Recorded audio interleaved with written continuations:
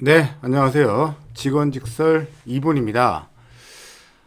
금요일, 한 주간의 마무리가 애석하게도 굉장히 안 좋게 마무리가 됐습니다. 많이 좀 힘든 한 주간이었는데, 저는 미증시로 지금 한국 증시를 설명하고 싶지가 않습니다. 왜냐면, 대한민국 증시에 자체 악재가 탄생이 됐기 때문입니다. 여러분들도 지금 한국 증시에 대한 정치적 이슈가 어떻게 흘러가는지 알고 계실 겁니다.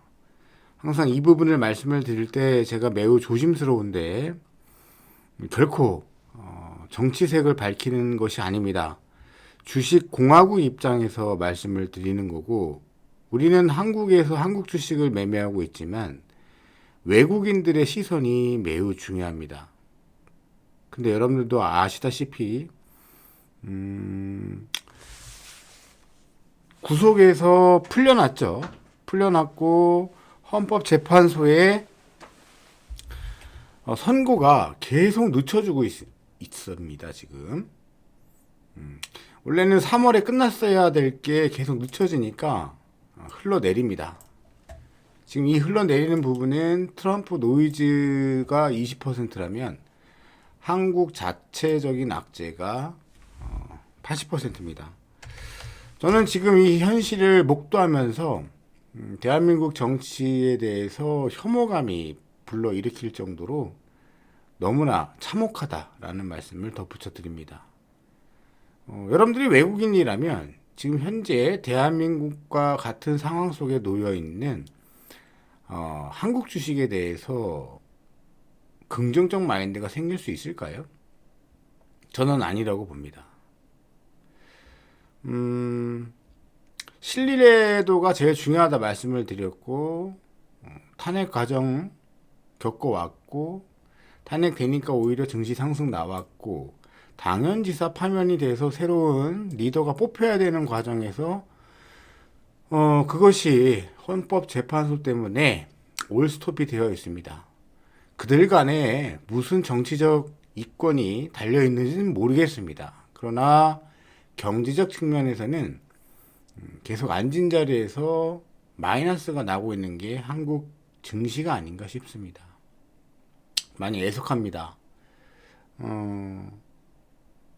대한민국의 한 국민으로서 빨리 이 정치적인 부분이 안정화가 돼서 경제를 돌려 세워야 하는 아주 중차대한 시점인데 그것이 진행되고 있지 않다라는 사실이 너무 힘이 듭니다.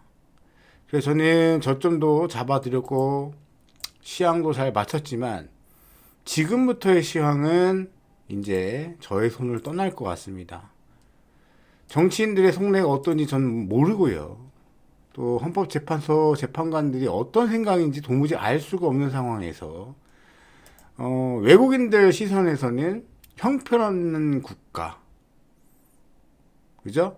계엄을 일으킨 국가, 그리고 그것을 빨리 해결하지 못하는 국가로 낙인이 되어 있는 상황이라고 감히 말씀을 드립니다.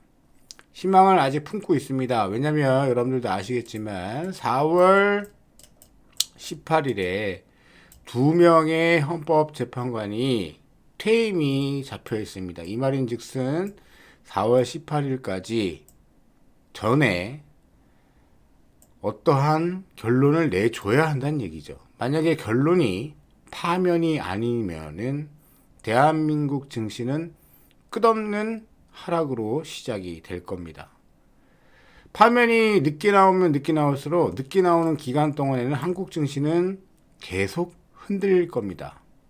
그리고 3월 31일이죠. 다음 주 월요일부터 공매도가 재개가 됩니다. 공매도가 재개됐을 때 이것이 안정화되지 않은 한국 증시는 그들의 놀이터가 될 것이고 이미 올라가 있는 방산주, 이미 올라가 있는 조선주라던가 그간 주가 조정이 없었던 섹터에 대한 대대적인 공매도 공격이 들어갈 것으로 저는 판단이 됩니다. 여러분들 그러나 이건 알고 계셔야 돼요. 공매도는 장기적으로 주가 변동치에 영에 수렴합니다. 장기적으로 봤을 때는 큰 영향이 없어요. 그러나 단기적인 영향은 반드시 영향을 주는데, 이 타이밍 자체가 대한민국의 이 정치적인 흐름이 매우 안 좋은 상황에서, 트럼프의 노이즈까지 있는 상황에서 공격 대상이 될 겁니다. 리스크 관리 다음 주부터 만전을 기하시고요. 다른 거 필요 없습니다. 헌법재판소의 파면 절차가 빨리 신속하게 끝나야지만이 외국인 투자자들에게 신뢰도를 다시 가져갈 수 있을 겁니다. 그 전까지는 바닥권에 있는 종목을 내가 보유하고 있다, 그러면 어금니 깨물고 버티시고요. 내가 보유한 종목 상승이 나온 게 없다, 버티시면 됩니다. 그러나 내가 산 종목이 이렇게 각도가 올라가 있는데 본인들이 여기서 사서 수익 중이든 여기서 사서 이렇게 빠진 상황이어서 마이너스든 모두 리스크 관리에 집중하셔야 됩니다. 빈말로 듣지 마시고 리스크 관리했다 다시 보는 전략이 맞는 겁니다. 이거는 글로벌 증시 트렌드와 아무 상관이 없어요. 환율입니다. 환율 안 꺾이죠. 자, 트럼프 이슈가 있었을 때 플러스 해서 다 차치하고서라도 보세요. 지금 구속되어야 할 사람이 나오고 파면돼야 할 사람이 기각이 되고, 어때요? 환율이 그럼 안정화가 돼야 되잖아요. 그게 맞는 것이라면. 근데 외국인들은 우리나라를 썩은 고기로 보고 있고요. 제가 과거 빗대어서 말씀드렸던 대머리 독수리 이슈를 기억하실 겁니다. 지금 썩은 내가 진동을 하고 있고 환치기 세력의 대대적인 공격이 들어갑니다. 제가 봤을 때는 이 지지하는 이 패턴 자체가 굉장히 불길하고요. 만약에 파면 조치가 안 된다라면 환율은 1,500원을 돌파해서 1,600원대로 향해서 움직일 겁니다. 그야말로 환치기 세력의 놀이터가 만들어질 겁니다. 지금 대한민국 지탱하고 있는 경제에 자리 잡고 있는 공무원들 믿지 마십시오, 여러분들. 굉장히 심각한 위기가 와 있습니다. 저는 지금 상황은 제 시나리오에 없었던 상황입니다. 제가 또 시황은 잘 맞추면서 왔잖아요. 정치적 이슈 결부시키면서. 포함시킬 때도 있고 결부시킬 때도 있고 했지만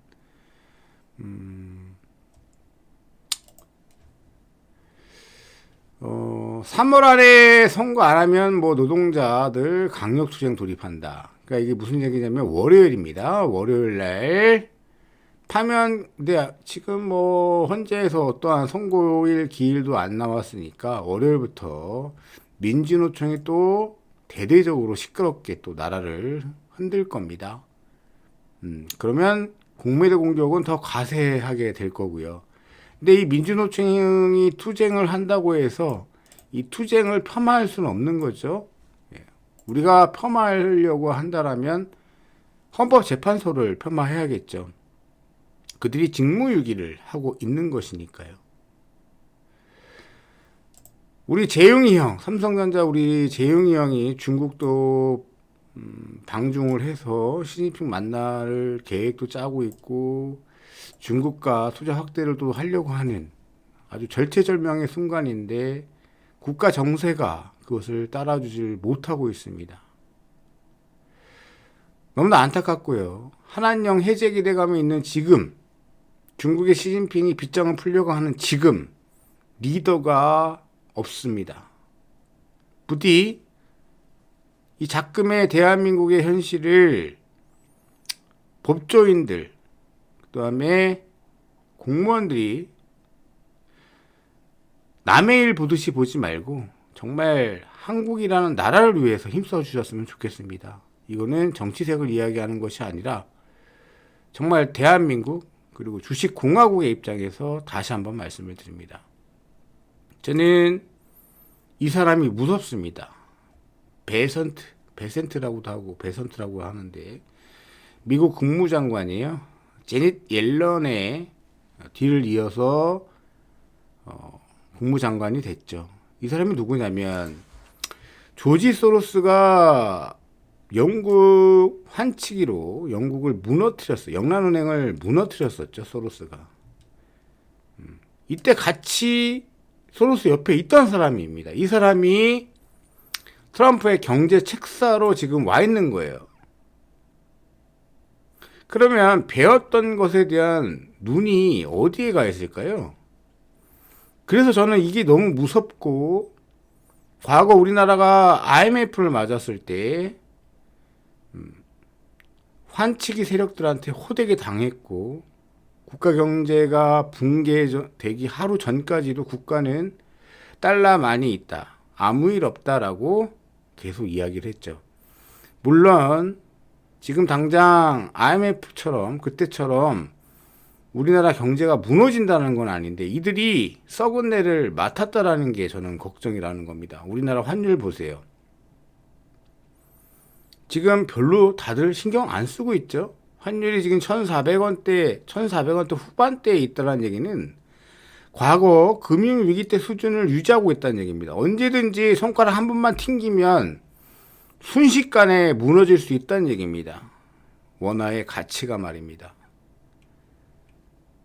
그래서 빨리 헌법재판소가 상황 정리해야 되고, 빨리 조기 대선을 해서 누가 되든 간에 빨리 리더가 뽑혀야 되고, 그 리더가 대한민국의 경제를 살리기 위해서 움직이지 않는다라면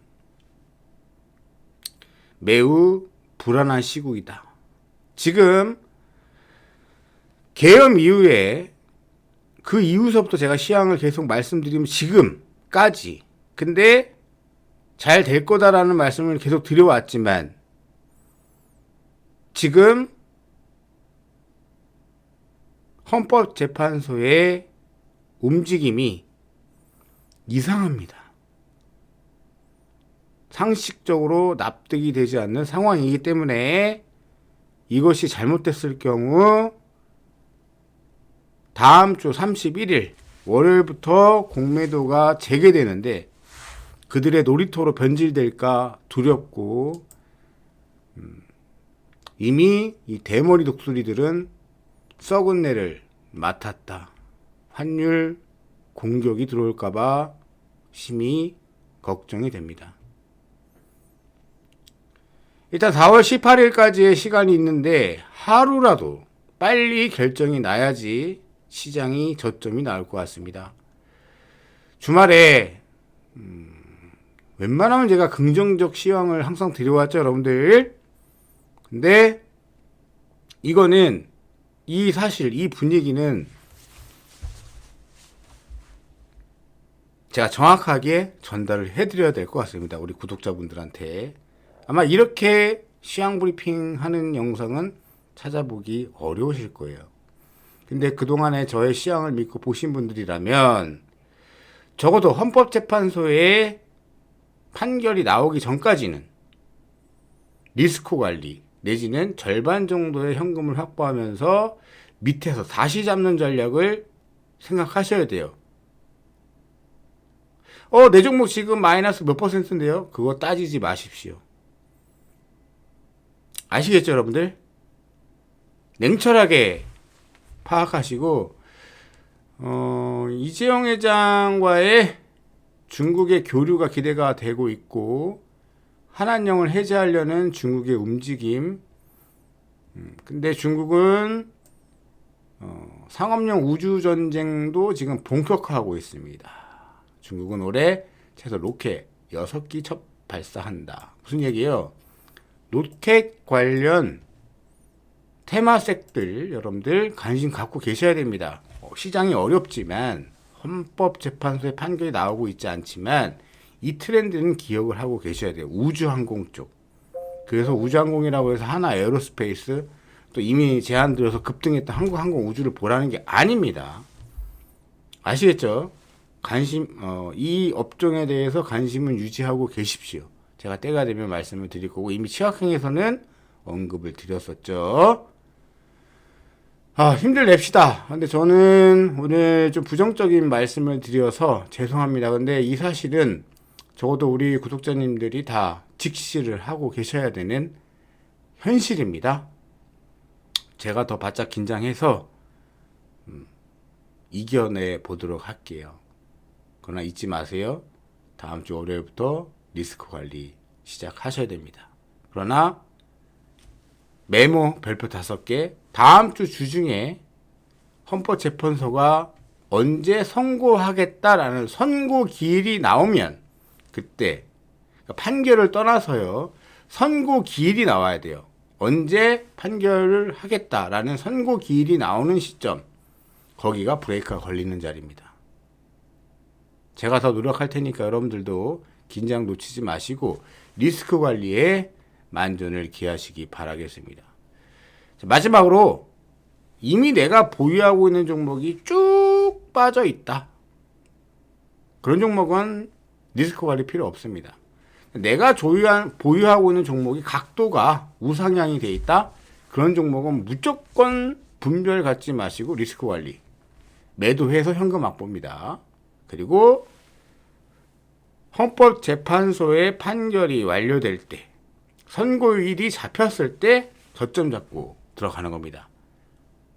선고일 잡히면 제가 다시 또 직원직설 말씀드릴게요. 주말 푹 쉬시고 스트레스는 받지 마시되 냉철하게 대응은 꼭 다음 주부터 하시기 바라겠습니다. 고맙습니다. 이분이었습니다.